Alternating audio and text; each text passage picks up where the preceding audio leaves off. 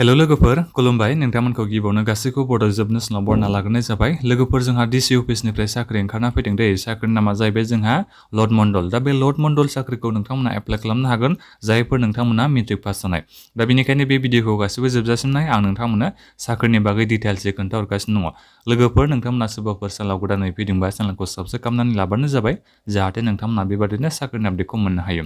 गिबियावनोथ' आं नोंथांमोननो खोन्थाहरनो सानदों जोंहा बे बबे डिसि अफिसनिफ्राय रिक्रुटमेन्टआ ओंखारना फैदों बियो आसाम गभर्नमेन्टनि साख्रि जोंहा बियो अफिस अफ द डेपुटि कमिशनार कामरुप माने कामरुप डिसि अफिसनिफ्राय जोंहा बे रिक्रुटमेन्टआ ओंखारना फैदों 5 नभेम्बरावसो ओंखारना फैदों दे बियो दाख्लैबावैसो जोंहा बे रिक्रुटमेन्टनि एडभार्टाइजमेन्टआ ओंखारना फैदों दानिया आं बेहाय नोंथांमोननो खोन्थाहरनो सानदों नोंथांमोना बे लर्ड मण्डल साख्रिखौ मोनोबा बेसेबां सेलारिखौ मास मोनसेयाव मोननो हागोन नोंथांमोननि सेलारिया मास मोनसेयाव 14,000 निफ्राय जागायनानै 60,500 सिम नोंथांमोना मास मोनसेयाव सेलारिखौ मोननो हागोन आरो बेजों लोगोसे नोंथांमोना ग्रेड पे हिसाबै 6,200 खौ मोननो हागोन बेखौ बेहाय लिरनानै होखादों दा लोगोफोर जोंहा बे साख्रिया ग्रेड 3 नि आन्डारनि साख्रि नालाय दा बेनिखायनो सेलारिया बेहाय एसे मोजाङानो होनाय दङ दानिया आं नोंथांमोना भेकेन्सिनि डिटेल्सखौ खोन्थाहरनो सानदों नोंथांमोना नायनो हागोन जोंहा गासै साख्रिनि टटेल भेकेन्सिया बेसेबां दङ 30टा दङ 30टा जोंहा साख्रिनि भेकेन्सि दङ नाथायबा बे 30टा साख्रिनि भेकेन्सिखौनो जोंहा माखासे केटेगरि एबा रिजार्भेसनाव राननानै होदों दे आनरिजार्भआव जोंहा गासै बेसेबां दङ साख्रिनि भेकेन्सिया 13टा दङ नाथायबा मोनसेखौ खोथाखौ गोसोआव लाबोनो जाबाय जोंहा बेहाय एसटिपि आरो एसटिएचनि थाखाय रिजार्भेसनाव साख्रिनि भेकेन्सिखौ होनानै दोनाखै माने जोंहा बेहाय रिजार्भेसन गैया एसटिपि आरो एसटिएचनि थाखाय नाथायबा मोनसे खोथाखौ गोसोआव लाबोनो जाबाय आनरिजार्भआव गासिबो केटेगरिनि सोद्रोमाफोरा मानसिफोरा फैनो हायो बेखौ गोसोआव लाबोनो जाबाय नोंथांमोना आनरिजार्भआव नायनो हागोन गासै साख्रिनि भेकेन्सिया बेसेबां दङ 13टा साख्रिनि भेकेन्सि दङ एससिनि थाखाय 2 दङ ओबिसि बिथांमोननि थाखाय गासै 11टा साख्रिनि भेकेन्सि दङ पिडब्लिउडि बिथांमोननि थाखाय 1 दङ इडब्लिउएस बिथांमोननि थाखाय 3 दङ दा लोगोफोर जोंहा बे जाहैबाय गासै साख्रिनि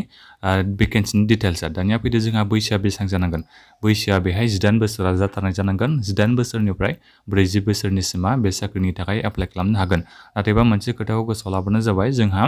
एससि एसटि नोंथांमोना 5 इयार्सनि उपार एजनि रिलेक्सेसन होनाय दङ अब्ला जोङो 18 बोसोरनिफ्राय 45 बोसोरनिसिमा एप्लाइ खालामनो हागोन जायफोर नोंथांमोना SC ST केटेगरिनि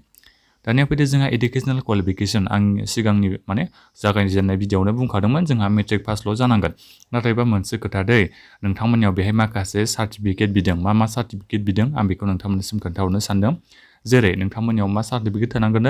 RCCC training pass certificate थानाय जानांगोन अब्लासो नोंथांमोना बे साख्रिनि थाखाय एप्लाइ खालामनो हागोन दै 6 मान्थसनि बे RCCC ट्रेनिं सार्टिफिकेट थानाय जानांगोन बेखौ गोसोआव लाबानो जाबाय आं सिगाङावनो एसे खोन्थाहरबाय थाखादों जेनेबा जेब्ला बे RCCC ट्रेनिंनि बे माबाया जेब्ला माने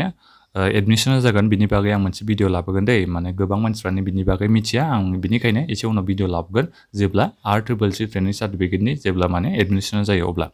दानिया फैदो जोंहा 6 मान्थसनि ओमफ्राय कम्पिउटार सार्टिफिकेट नोंथांमोना होनो नांगोन ना बेखौ बेहाय लिरनानै होखादों दानिया बेहाय आरो एप्लिकेसन फिस होनांगौनि नोंथांमोना गोनांथि गैया अनलाइन एप्लाइखौ नोंथांमोना गासिबो एप्लाइ खालामनो हागोन बेखौ गोसोआव लाबानो जाबाय दा नोंथांमोना माबोरै एप्लाइ खालामनो हागोन आं भिडिअनि डिसक्रिपसनाव नोंथांमोना अनलाइन एप्लाइनि लिंकखौ होनानै दोनखादों लोगोफोर गासिबो नोंथांमोना बे साख्रिनि थाखाय एप्लाइ खालामबानो जाबाय जायफोर नोंथांमोना इलिजिबल जायफोर नोंथांमोना बे RCCC ट्रेनिं सार्टिफिकेट दङ एप्लाइ खालामनो हागोन ओमफ्राय कम्पिउटार सार्टिफिकेटआ 6 मान्थसनि जानांगोन माने मिनिमाम 6 मान्थसनि आरो लोगोफोर बोसोरसेनियाबो नोंथांमोना एप्लाइ खालामनो हागोन नाथायबा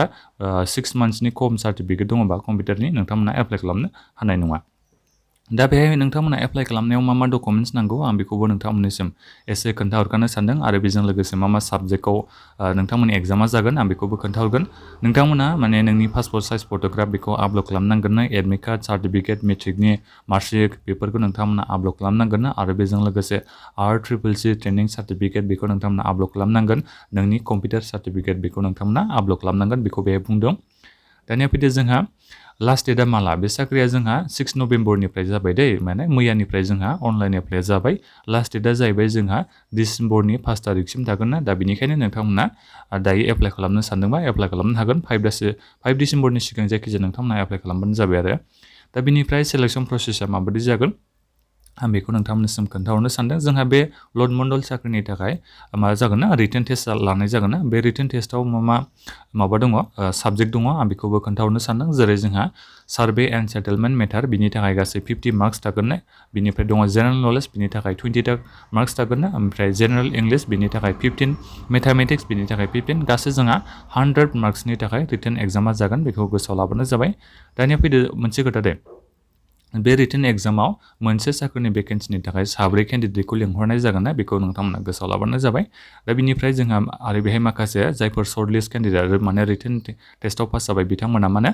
कम्पिउटार प्रफिसियेन्सि टेस्टबो होनांगोन गासै 25 मार्कनि जागोन बेखौ गोसोआव लाबानो जाबाय बिनिफ्राय बिथांमोना डकुमेन्टस भेरिफिकेसनखौ लानाय जागोन ना नोंथांमोना बेखौ फरायनानै नायनो हागोन आरो ने बे जेब्ला कम्पिउटार प्रफिसियेन्सि टेस्टआ जोबो अब्ला नोंथांमोना अरिजिनेल डकुमेन्टसफोरखौ माने डकुमेन्टस भेरिफिकेसन खालामनाय समाव होनो नांगोन बेखौ बे खोन्थादों दा बेबायदिनो नोंथांमोना सिलेक्सन प्रसेस जागोन जेब्ला बे डकुमेन्टस भेरिफिकेसना जोबखाङो ना अब्ला नोंथांमोननिसिम मोनसे फाइनाल मेरिट लिस्टखौ हगारगोन जायफोर बिथांमोना फाइनाल मेरिट लिस्टआव नामा फैनो हायो बिथांमोना बे साख्रिनि थाखाय एपइन्टमेन्ट लेटारखौ मोननो हागोन बेखौ बेहाय लिरनानै होदों दा लोगोफोर नोंथांमोना जायफोर एप्लाइ खालामनो सानदों बे साख्रिनि थाखाय भिडिअनि डिसक्रिपसनाव थांनानै नोंथांमोना अनलाइन एप्लाइ लिंकखौ मोननो हागोन बेहाय थांनानै अनलाइन एप्लाइखौ खालामहैबानो जाबाय दा बेखिनियानो माबाफोर सोंनांगौ दङबा नोंथांमोना बे साख्रिनि बागैनो भिडिअनि कमेन्ट बक्सआव थांनानै नोंथांमोना कमेन्ट खालामनो हागोन दा बेखिनियानो लोगोफोर बे भिडिअखौ लोगोफोरनो शेयार खालाम आरो बेबायदिनो साख्रिनि आपडेटखौ मोननो हायो बिनि थाखाय नोंथांमोना चेनेलखौ साबस्क्राइब खालामनानै लाबानो जाबाय गोजोन्थों